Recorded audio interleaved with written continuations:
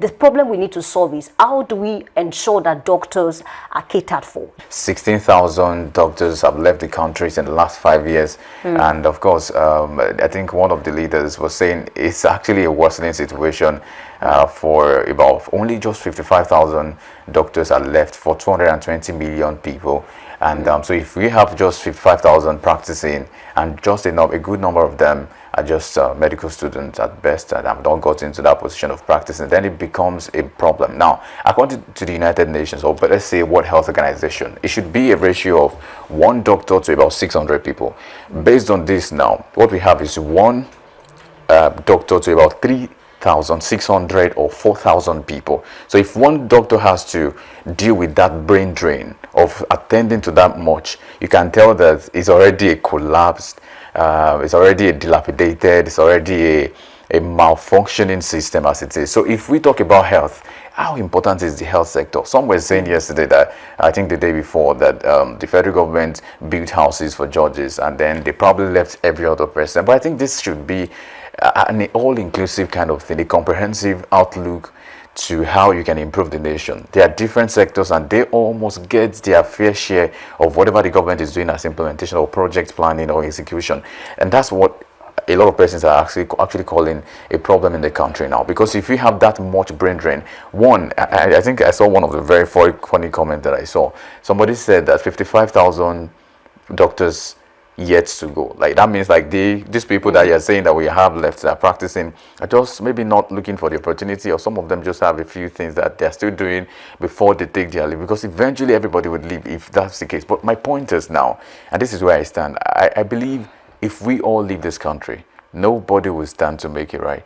And especially about the youth moving en masse is something we should talk about. I understand the situation. I'm a Nigerian. If you say you've had a fair share, I've also had my fair share of the, whatever you want to call I don't want to call it depression in the country, but I've also had my own fair share of that. But I'm saying that if we have to think about it, who gets to build a nation? I remember many nations that stood up from whatever problem they had, at some point came to a realization that, yes, if we don't do this, nobody else will. And that's why a lot of people are saying many persons in government, in power, in positions of politics and authority are very aged people. And the young people that are supposed to be there too are nowhere to be found. They are running for greener. But what do you expect people not to run for greener pastures? Because it seems like whatever you do, there's so much you're doing, but there's so little you're getting from it. So an average person wants to establish himself. For example, a man who has just become a medical doctor, who has just gone for the practice, spent a lot of money in the university and time, and now wants to settle down, and it gets as little as maybe 350,000 naira.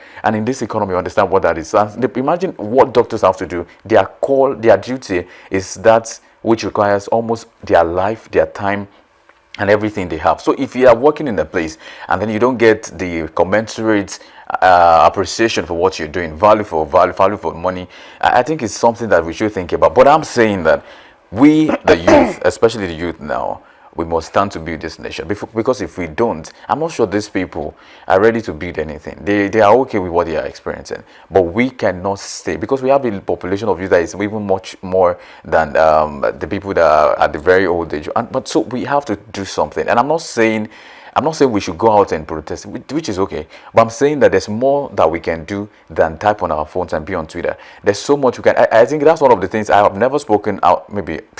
I've never spoken publicly about this guy, Martin Zose, very dark man. But I think if we have to get something right, I think we might have a lot of very dark man to make things right in this country. I'm not saying he's perfect. I'm saying that people don't have to be perfect for you to follow what they do. People can be good in one thing and not be very good, excellent in another. And it's okay. It's just the human nature. We are multidimensional. And it's okay for Martin Zose, for you not to like him. But what he's doing is something necessary. He's calling for questions. He's asking questions, the right questions, going up to authorities and leaders to ask them, what can we do to this situation? And I think that's the way forward. We need a lot of Martin Zose. Even if you don't like him, we need a lot of youth to stand up and ask the right questions.